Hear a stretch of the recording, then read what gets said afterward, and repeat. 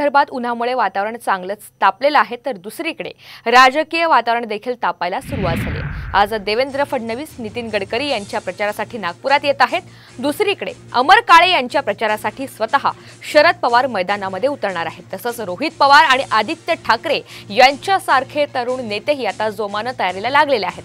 संजय देशमुख यांचा उमेदवारी अर्ज सादर करताना आदित्य ठाकरे, रोहित पवार उपस्थित राहणार आहेत, जिथे त्यांची सभा देखील पार पडणार आहे। तर आपण पाहतोय महाराष्ट्रामधील महत्त्वाचे नेते आपल्याला आज विदर्भातून पाहायला मिळतील।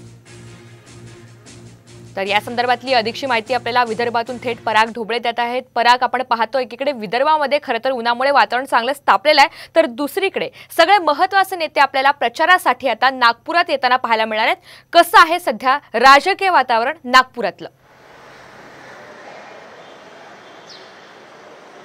नक्कीच ऋतुजा, विदर्भातलं सध्या जे आहे राजकीय वातावरण चांगलंच तपलेलं आहे। कारण आपण पाहू शकतो पहिल्या टप्प्यामध्ये खरं तर विदर्भात जे आहे निवडणुका होते आणि दुसरा टप्पा जो आहे तो पश्चिम विदर्भातला भाग आहे, त्यामध्ये होते आहे।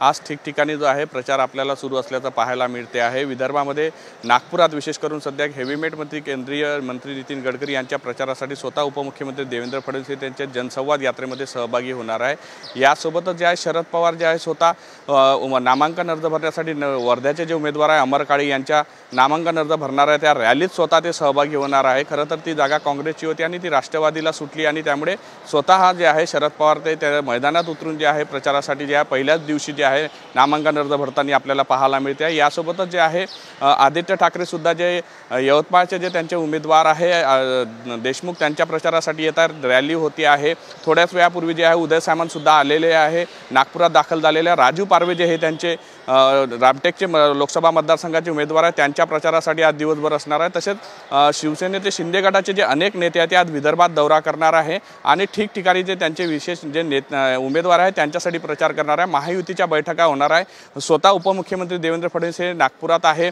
आज गडकरींच्या प्रचारात ते असणार आहे। यासोबतच रात्री महत्त्वाची बैठक पार पडली, त्यामध्ये 6ही लोकसभा मतदारसंघाचा जो होता त्याचा आढावा घेण्यात आला आहे आणि निवडणुकीचा वेग जो आहे तो आता वाढताना दिसून येत आहे, जे आहे रंगत वाढताना दिसून येत आहे। मोठमोठे नेते आता सुद्धा प्रचार जरी मोठ्या प्रमाणात सुरू झाला नसला तरी बैठका आणि छोट्या छोट्या बैठका घेऊन जे आहे महायुती समन्वय करत जे आहे महाविकास आघाडी समन्वय करत पुढे जात आहे। तिकडे नाना पटोले असो, विजय वडेट्टीवार असो, हे सुद्धा आपापल्या मतदारसंघामध्ये ठाण मांडून बसलेले आहे। गडचिरोलीमध्ये विजय वडेट्टीवार आहे, नाना पटोले सुद्धा भंडारामध्ये सातत्याने लक्ष ठेवून आहे। अशा पद्धतीने जो प्रचार आहे मोठ्या प्रमाणात आता जो आहे वाढताना दिसून येत आहे। मोठ्या सभा अजून सुरू झाल्या नसल्या तरी या सगळ्याच्या माध्यमातून आपण पाहतोय विदर्भामध्ये आता आपल्याला वातावरण चांगलंच तापलेलं पाहायला मिळते आणि प्रचारांचा धडाका देखील या ठिकाणी सुरू झालेला आहे। धन्यवाद सविस्तर माहितीबद्दल।